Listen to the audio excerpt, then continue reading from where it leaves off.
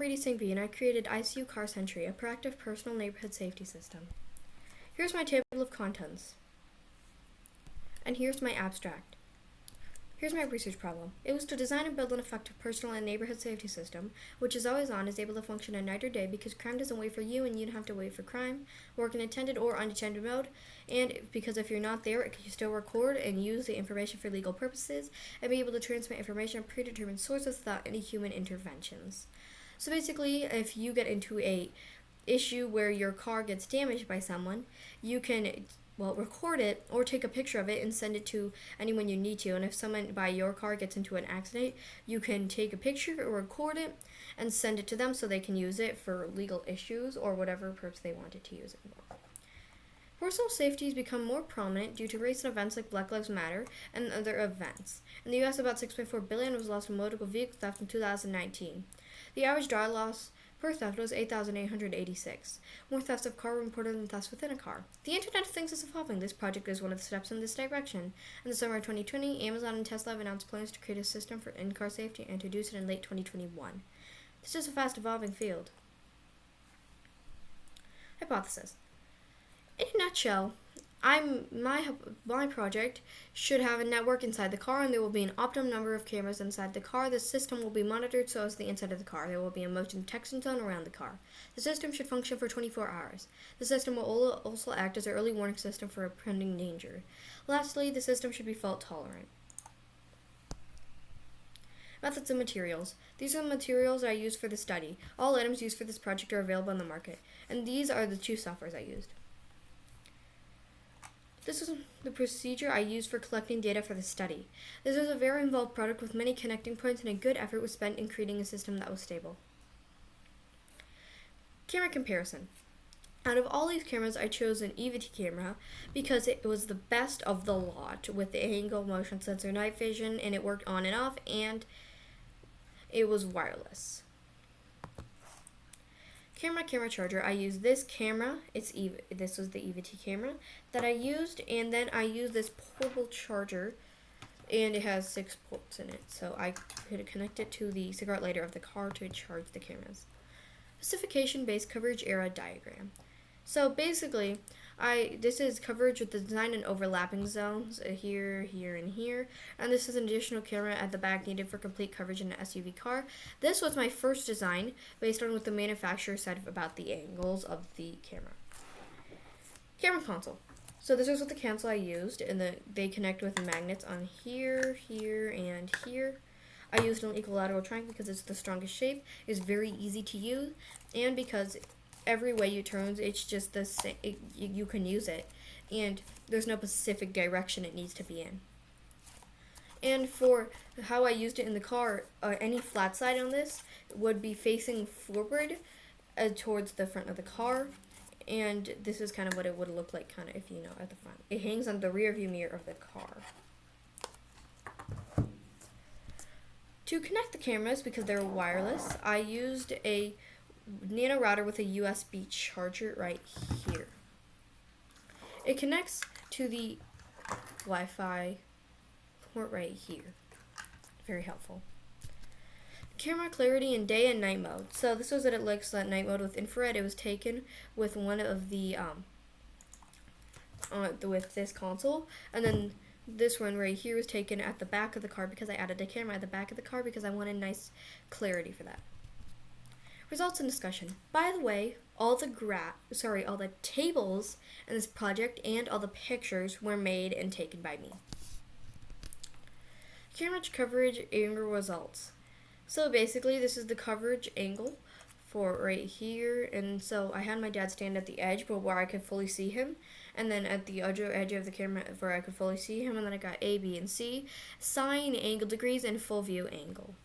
I used dome cameras for this because there were some blind spots, so in the second design I used dome cameras, 2 of them to be exact. So there's average for non-dome cameras and average for dome cameras. Camera configuration to get full coverage. So this is where the dome cameras show up, the black one.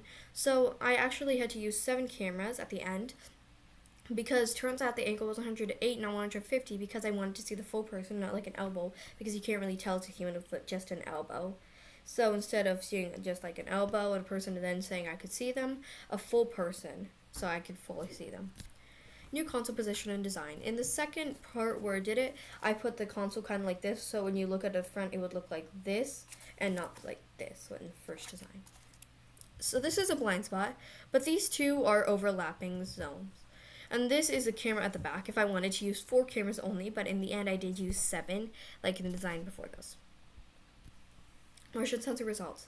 I had my dad walk around a bit, and see when the motion sensor would trigger when he was walking by it, and it triggered 90 inches when he came in within 90 inches as a minimum of motion sensor.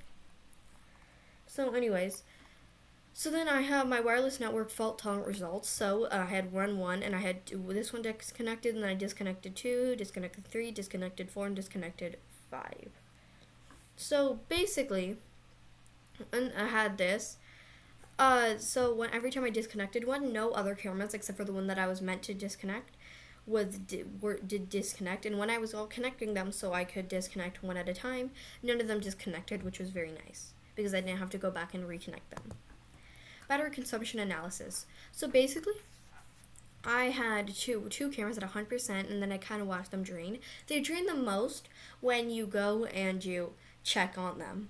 That's when they drain the most, but they don't really drain when you are not checking on them. So I checked this one first and this one, which is why this one's lower and this one's a bit higher than that one by 5.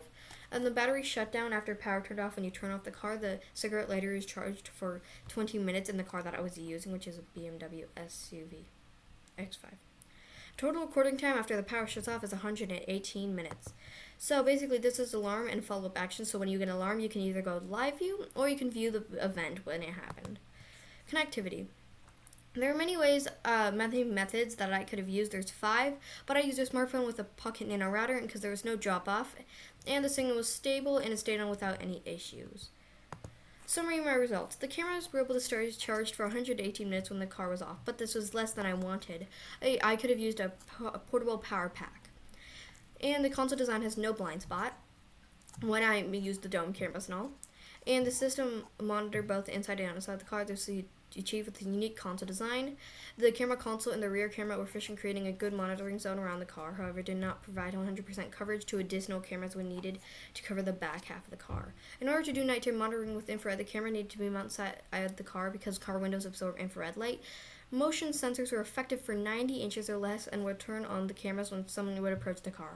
The wireless system was fault tolerant. Even though one or more camera was disabled, the system kept on functioning. There were blind spots thought based on which camera was disabled. The system was able to generate proactive alerts to response parties when someone came within the motion zone. These alerts would be further forwarded by law enforcement insurance by the user.